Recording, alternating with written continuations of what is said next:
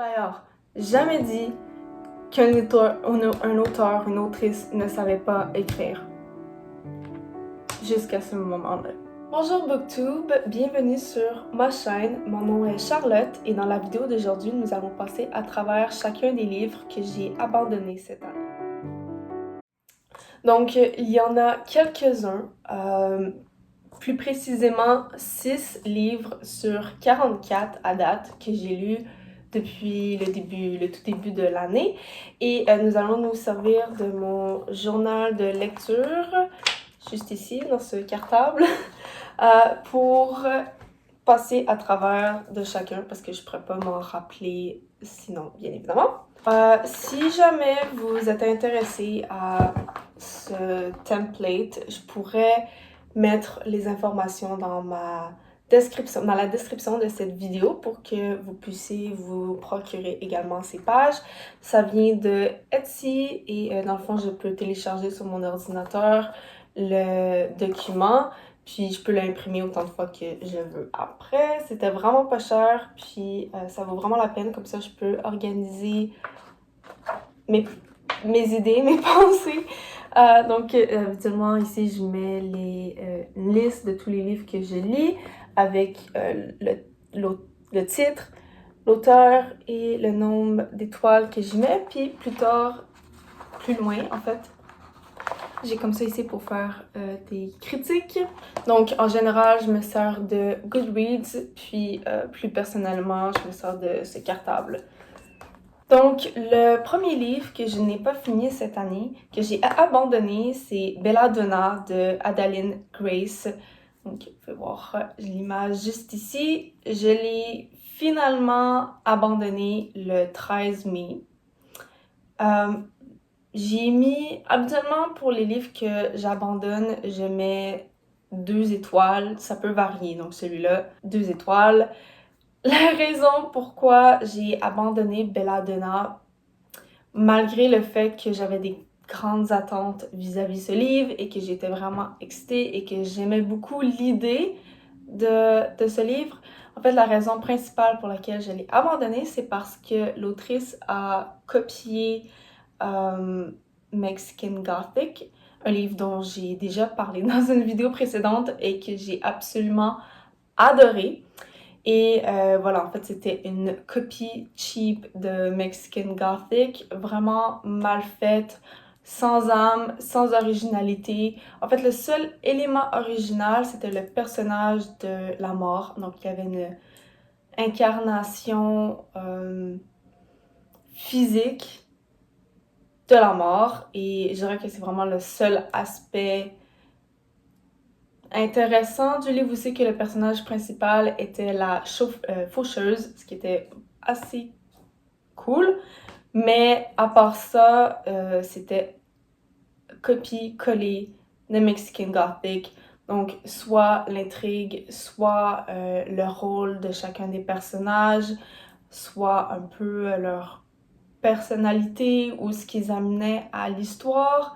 Et aussi le décor, en fait, dans lequel les lieux dans lesquels l'histoire se passait. Donc, dans Mexican Gothic, on a Noémie qui va voir sa cousine qui est gravement malade.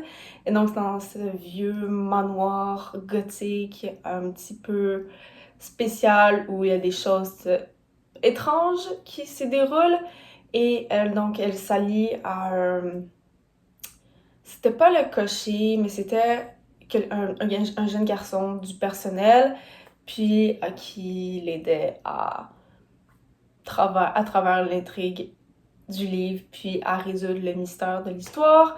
Même chose ici dans Belladonna, notre personnage principal dont j'ai oublié le nom, qui s'empoisonne elle-même pour mourir et toujours revoir la mort, comme elle a un genre de drôle d'attachement à ce personnage qu'elle ne peut pas...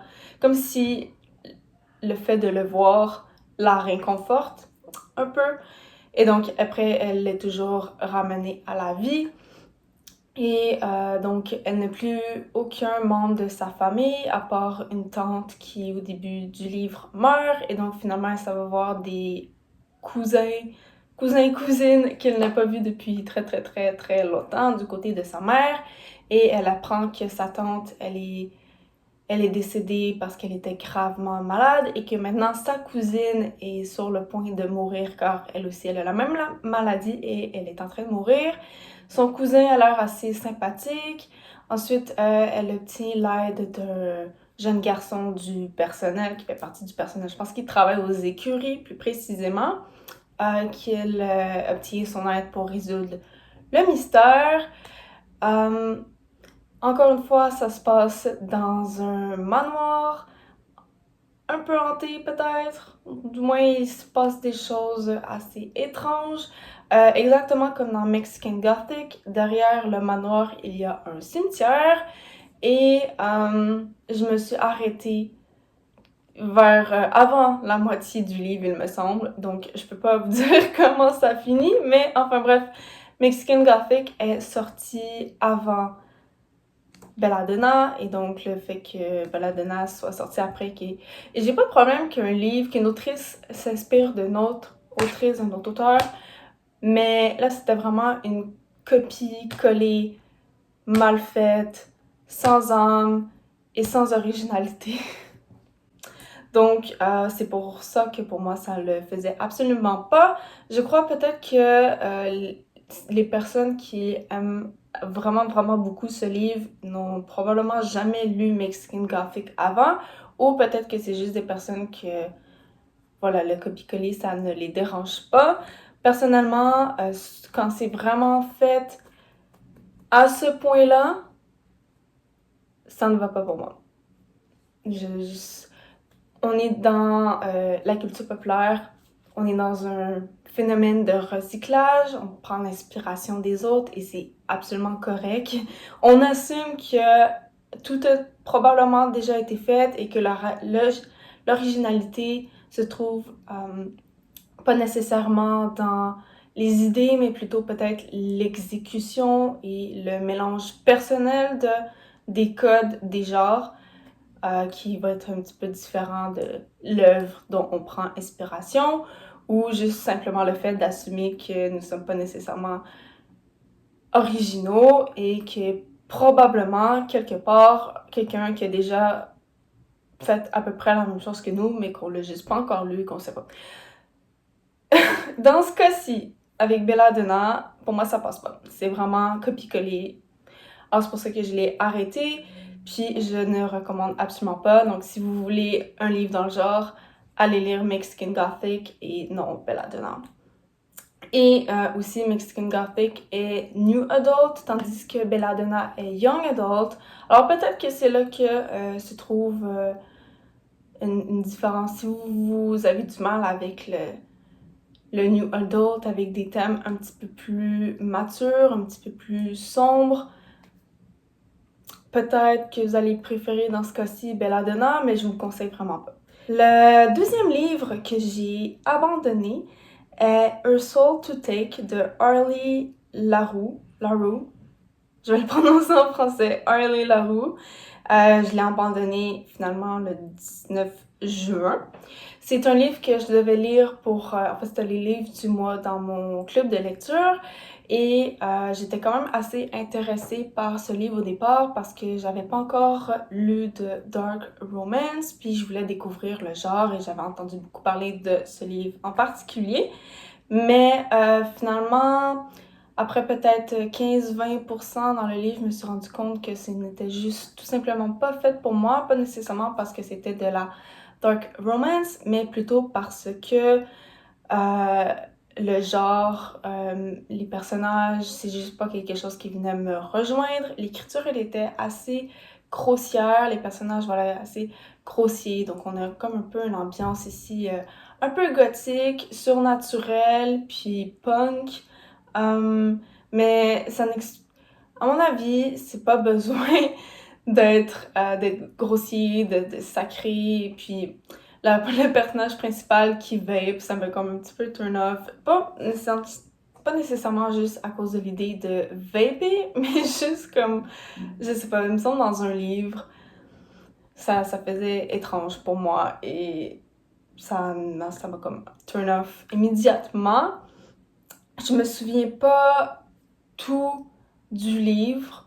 De ce que je me souviens, la romance a commencé beaucoup trop tôt, dès le début, et la façon dont ça se passait, ça m'intéressait juste pas du tout. Donc les scènes, les interactions entre les deux personnages, juste vraiment pas mon genre du tout.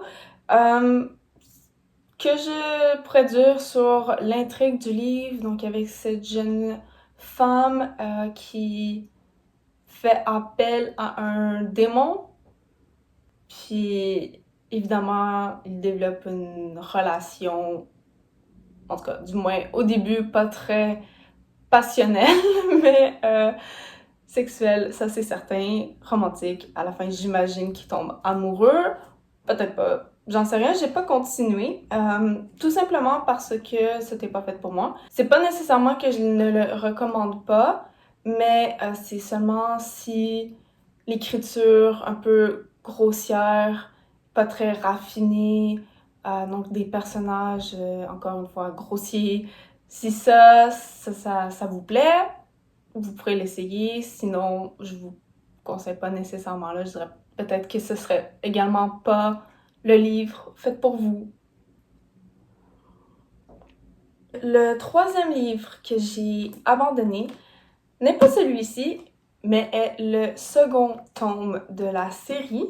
Donc ici, nous avons The Book of Azrael de Amber Nicole, que j'ai adoré, que je ne pouvais pas fermer. Je l'ai lu en voyage, donc j'ai pas porté le livre avec moi. Celui-là, il pèse 1 tonne, mais je l'ai lu sur Kindle, puis le soir, j'avais ma coloc de chambre et elle dormait, et là, je fermais toutes les lumières et j'étais là avec ma Kindle à juste essayer de passer au travers le livre parce que je ne pouvais pas m'arrêter de le lire. Et ça, c'était instantanément un 5 étoiles.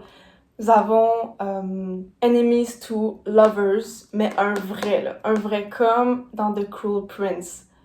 Un vrai, ça, depuis The Cruel Prince, c'est la première fois que je voyais un Enemies to Lovers qui venait vraiment m'accrocher. Je veux dire, ils sont vraiment ennemis et ils finissent par développer une relation puis des sentiments l'un pour l'autre. Et dans le deuxième tome, ils redeviennent ennemis et oh mon Dieu, c'était tellement bien fait. Et c'est l'un des aspects que j'ai adoré du deuxième tome. Pour l'instant, par contre, je ne continuerai pas la série. J'aimerais peut-être reprendre parce que j'ai tellement aimé celui-là que j'aimerais donner une deuxième chance au deuxième tome qui s'intitule The Throne of Broken Gods.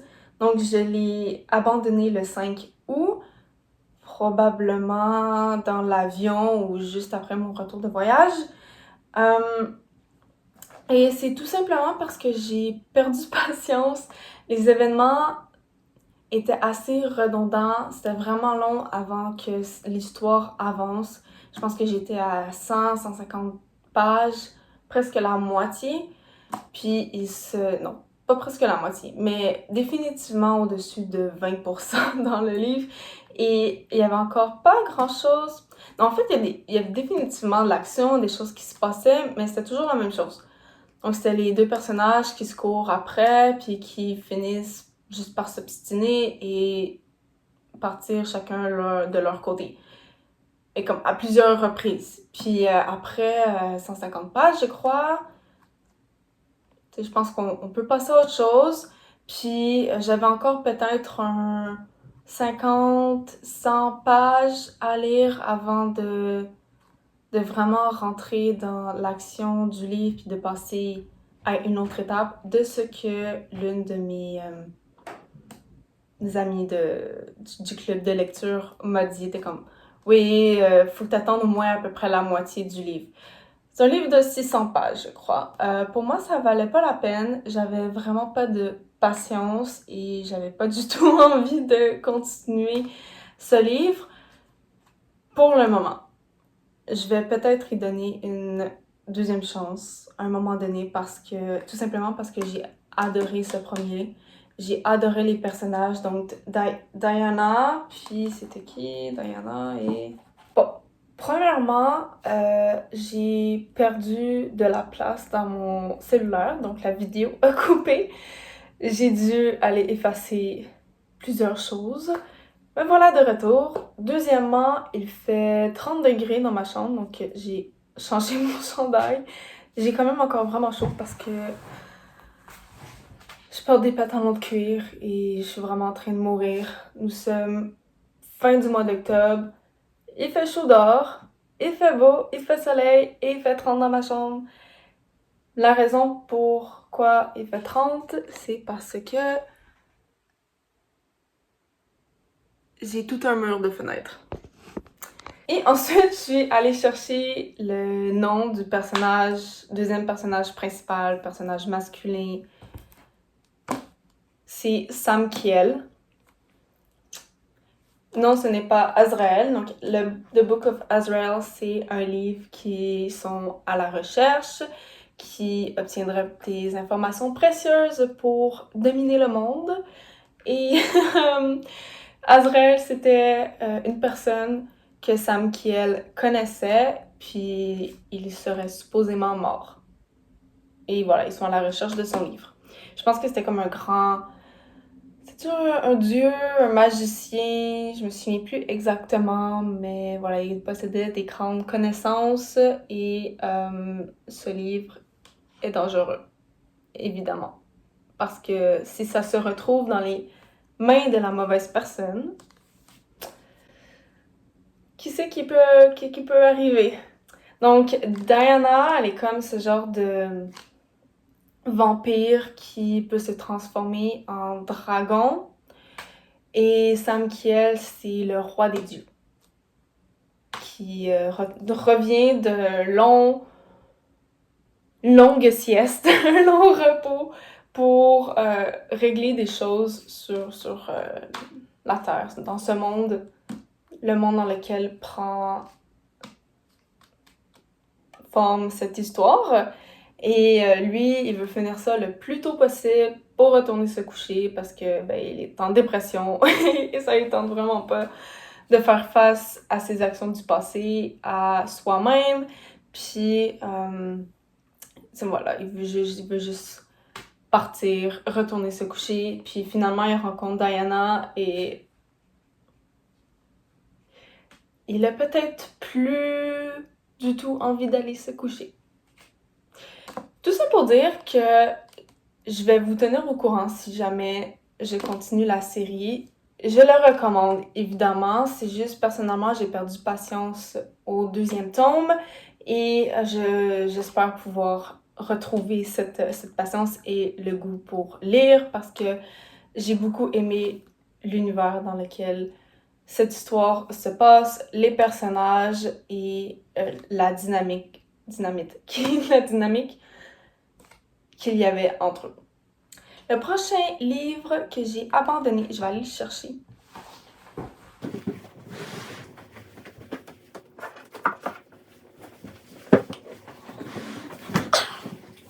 Le prochain livre que j'ai abandonné, c'est Emily's Wide Encyclopedia of Fairies de Heather Fawcett. J'avais fait un TikTok après avoir acheté ce livre qui disait comme You better save my life, you little shit, ou ça, un truc dans le genre. You better fix my entire life, you little shit. Et surtout parce que le livre m'a coûté 40$ et que j'avais vu. J'ai pas vraiment entendu parler de ce livre avant de l'acheter, je suis juste tombée en amour avec la page couverture, avec la quatrième de couverture, le descriptif, le synopsis du roman. Et je suis allée voir sur Goodreads, il y avait vraiment une bonne moyenne de... Ou je pense que la moyenne c'était comme un 4 points au-dessus de 30 étoiles. Et j'étais comme, oh, ça doit être excellent, je vais l'acheter et j'ai des grosses attentes envers ce livre. Puis finalement, ça m'a pris 1 an à me décider enfin de l'abandonner parce que j'allais juste pas le lire. J'avais juste absolument pas le goût de le prendre. Je me suis arrêtée à la page 130. Encore une fois, comme l'autre, je vais peut-être finalement me décider à le terminer, tout simplement parce qu'il m'a coûté tellement cher, puis que j'adorais les personnages. Il y avait Emily, puis l'autre c'était Bambi, je me souviens plus. Il y avait beaucoup de B et de O dans son nom, et de Y, je pense. Mais vraiment deux personnages très attachants, très différents, et il y avait quelque chose de vraiment très humain chez eux que j'adorais absolument. Le problème ici, c'est que c'est un cozy fantasy et qu'il n'y avait pas grand-chose qui se passait dans le livre. C'est un livre de 317 pages. J'étais rendue à 130, donc presque la moitié. Puis il n'y avait rien qui se passait, ou presque, à part Emily qui allait dans la forêt en compagnie de son chien pour trouver des fées et faire son étude sur les fées, pour écrire son encyclopédie. Puis ensuite, elle découvre peu à peu un secret sur le personnage masculin principal, dont j'ai oublié le nom. Il y avait des éléments de folkloriste. Ça se passe en Irlande, je pense bien. Puis voilà, c'était vraiment mignon, mais il n'y avait pas d'action et je m'ennuyais vraiment. Après Throne of Glass, j'avais besoin de beaucoup d'action. J'avais besoin de retrouver quelque chose qui pouvait venir à la hauteur de Throne of Glass. C'était certainement pas le bon livre pour atteindre cet objectif. C'est pourquoi je pourrais lui donner une deuxième chance, éventuellement. Mais voilà, j'avais juste pas du tout envie de prendre le livre et de le lire. Donc c'est pour ça que finalement je me suis décidée à l'arrêter. Ensuite, nous avons Tout est bien ou All is Well de Mona Awad. Mona Awad qui a écrit Lapin, Bunny, qui était absolument incroyable. L'un des meilleurs livres que j'ai lu. Étrange, c'est du fantastique et vraiment accrocheur. Ça tient en haleine du début jusqu'à la fin, évidemment parce que ça s'inscrit dans le genre du fantastique. À la fin, t'es pas sûr si tout ce que tu viens de lire est réel ou si c'est juste le personnage qui a comme halluciné. En tout cas, bref, je recommande vraiment Lapin de Mona Awad et j'avais des grandes attentes pour Tout est bien. Finalement, après 100 pages, je crois, j'ai laissé faire, tout simplement parce que tout le long, le personnage principal ne faisait que répéter les mêmes choses. Et évidemment, l'idée du roman est très intéressante et c'est sûr que ce serait intéressant et pertinent à lire pour un cours à l'université ou cégep, peu importe. Et je sais qu'il est enseigné. Certains professeurs l'enseignent parfois.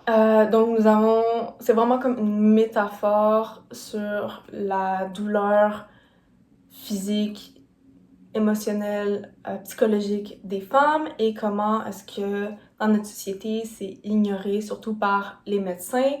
Donc c'est ce personnage, c'est une enseignante de théâtre qui a des douleurs chroniques à la hanche.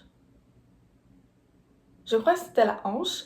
Et elle a vu plusieurs médecins, plusieurs ostéopathes, non, je sais plus, en tout cas, plusieurs professionnels qui sont censés l'aider et à chaque fois, elle a espoir. Elle rencontre ce nouveau médecin, elle a espoir que les choses vont bien aller, puis éventuellement, lorsque le médecin voit que les choses ne s'améliorent pas, c'est comme il répète toujours les mêmes affaires ou il ne l'écoute pas vraiment. Et j'ai trouvé cette partie-là super bien faite. Évidemment, Mona Awad, elle a une très belle écriture. Bon, là, je l'ai lu en français, mais je sais qu'elle a, selon la discussion que j'avais eue avec les éditeurs quand j'allais acheter le livre au Salon du livre de Montréal, c'est pour ça que j'avais parlé à la maison, aux gens de la maison d'édition, m'a dit qu'elle avait participé à la traduction parce que c'est une écrivaine anglophone de Montréal, donc elle parle un peu français évidemment, et c'est pour ça qu'elle a supervisé la traduction, et je trouve ça super cool. Bref, tout ça pour dire qu'elle a une très belle écriture, que ses histoires sont incroyables. J'avais encore une fois tout simplement pas la patience et l'envie de lire la même chose sur je ne sais pas combien de pages. J'ai essayé d'avancer, voir si le personnage à certaines parties du livre disait encore toujours la même chose, et c'était le cas. Donc elle fait toujours juste se plaindre sur sa douleur, sur le fait que personne ne l'écoute vraiment, et je veux dire, je comprends à 100% parce que ça m'est arrivé moi aussi, donc c'est réel, mais il n'y avait rien d'autre. Et je pensais vraiment, vu ma lecture de Lapin, que le livre allait prendre une tournure beaucoup plus fantastique. Je me dis comme, elle va se nourrir de ses étudiants de théâtre qui la font chier. Elle va comme se transformer en genre de démon, puis voilà, elle va se nourrir de leur âme pour retrouver de l'énergie, quelque chose, mais c'est vraiment pas ça, absolument pas. Donc on s'inscrit pas dans le fantastique. Par contre, le personnage prend beaucoup de pilules, il fait peut-être des épisodes un petit peu psychotiques, mais à part ça, c'est pas mal tout. Donc c'est pour ça qu'après 100 pages, j'ai décidé de l'arrêter. Et finalement, le dernier livre de l'année, et j'espère bien vraiment le dernier livre de l'année que je vais avoir abandonné, c'était Les Cerfs-Volants de Kaboul, que j'ai lu la semaine dernière. Donc j'ai arrêté le 7 octobre. C'est par Khaled Hosseini. Donc je l'ai juste ici, Les Cerfs-Volants de Kaboul. Comme vous voyez, je l'ai assez annoté. Bon, j'ai enlevé mon signet. Il me restait peut-être 100 pages à lire. Un peu plus, 150 pages. Et j'ai lu, pour compenser, j'ai vu le film. Il fallait que c'était pour un cours. J'ai lu le livre, après il fallait regarder le film. Si vous ne lisez pas le livre, vous ne comprendrez pas le film. Et celui-là, contrairement aux autres, je viens de réaliser qu'il y a 2 livres que j'ai pas mis dans ma liste de de livres que j'ai abandonnés. Je vais vous en parler après. Ok. Donc celui-là, contrairement aux autres, j'y ai mis 4 étoiles, tout simplement parce que c'était vraiment intéressant, vraiment bon. C'est pas parce que c'était mauvais que je l'ai arrêté, c'est simplement parce que j'étais plus capable. C'est vraiment dur à lire. Il y a des sujets difficiles comme le viol d'enfants, la guerre, la mort. Voilà, ça se passe en Afghanistan, en partie. Puis, donc, je le recommande. Je pense que c'est important à lire, surtout en ce moment avec tout ce qui se passe au Moyen-Orient. Mais faut être prévenu, faut savoir un petit peu dans quoi on s'embarque avant de le lire. Puis moi, je le savais pas nécessairement. Donc, c'était pour un cours, mais on nous avait pas dit comme, ah oui, voilà les thèmes. On nous a juste dit comme, lisez ça, on se voit dans 2 semaines. Bon. Ok, génial. Je m'attendais un petit peu avec ce cours-là en particulier, et surtout cette prof, parce que c'est la 2e fois que je lis et je savais un petit peu à quoi m'attendre.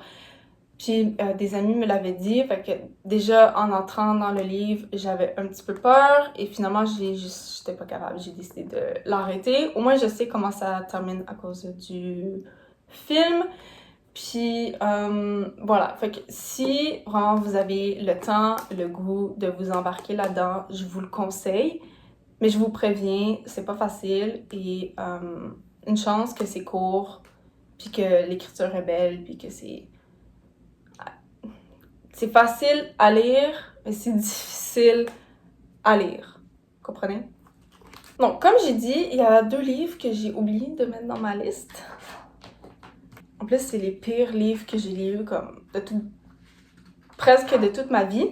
J'ai une liste noire des pires livres que j'ai lus et dont je ne veux rien savoir. Et dans cette liste, il y a Bon, premièrement, comment parler des livres que nous n'avons pas lus, que l'on n'a pas lus, de Pierre Bayard, qui est un essai. C'est pas que c'est pas intéressant, c'est la façon dont ça a été exécuté.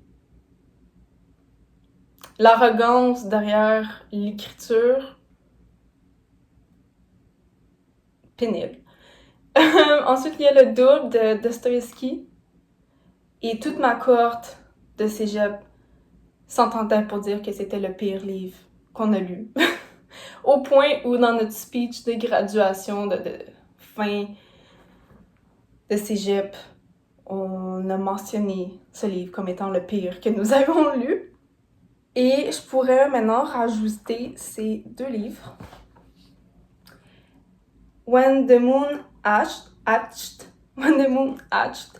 de Sarah A. Parker, que j'ai terminé comme 8-9 octobre.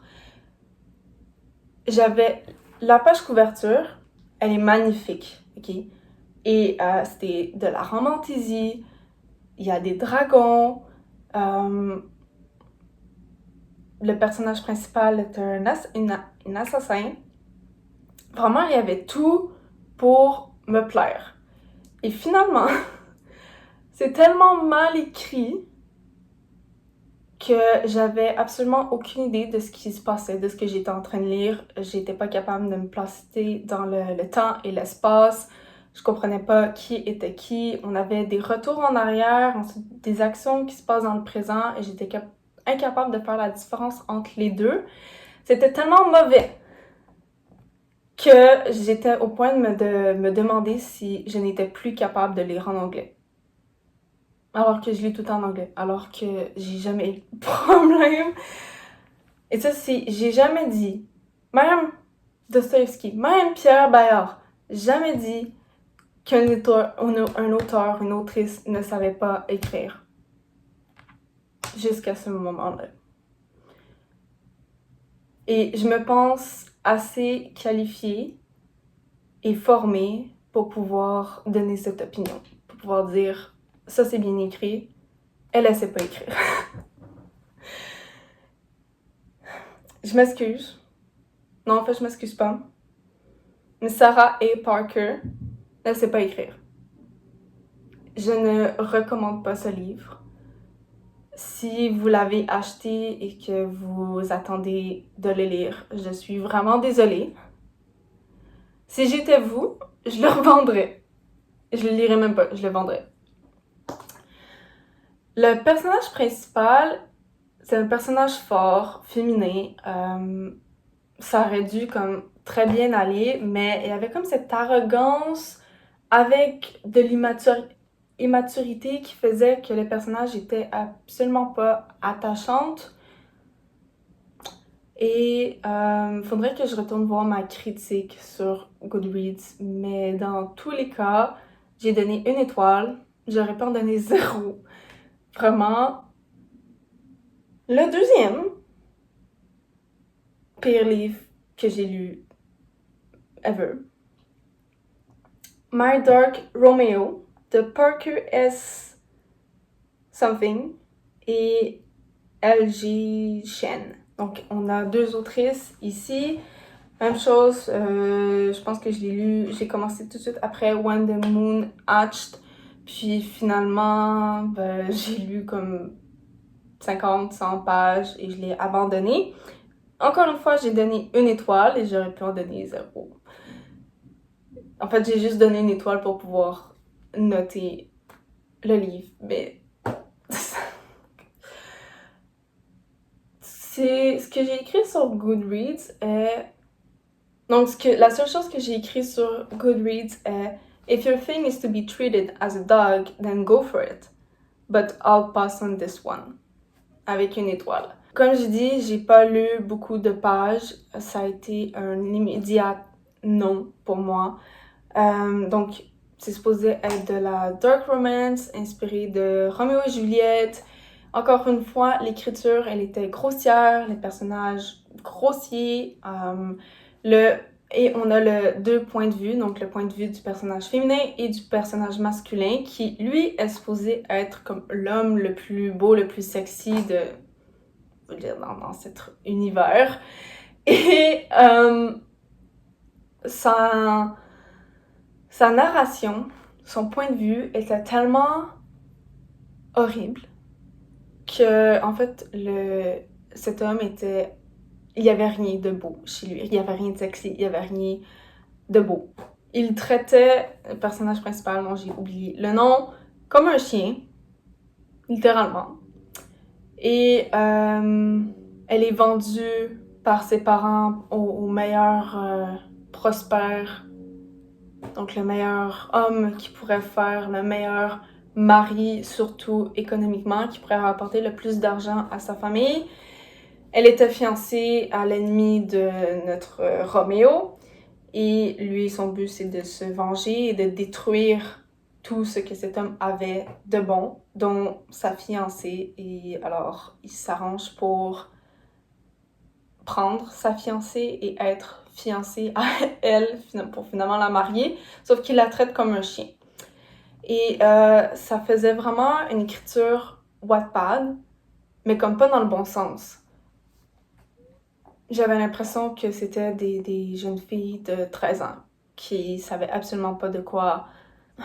En fait, qui avaient lu ou vu des films toxiques avec la romantisation de relations absolument toxiques et dégueulasses. C'est vraiment tout ce que j'ai à dire sur ce livre. Ne le lisez pas. Encore, la page couverture est vraiment mignonne et c'est pour ça que j'avais envie de le lire. Une chance que je l'ai pas acheté, que je l'ai lu sur Kindle parce que ça aurait été une perte d'argent. Alors je m'excuse encore une fois, si vous avez acheté ce livre, vous pouvez le revendre ou le brûler. Dans les deux cas, ça va. Merci d'avoir regardé cette vidéo et de vous être rendu jusqu'à la fin. J'espère que cela vous a plu et vous a peut-être fait rire et vous a peut-être aussi donné des idées de livres que vous ne devriez pas acheter. En tout cas, j'espère que vous écouterez mes conseils et que vous sauverez votre argent. Sur ce, je vous souhaite une joyeuse bonne semaine en cette fin du mois d'octobre et on se revoit bientôt pour une prochaine vidéo.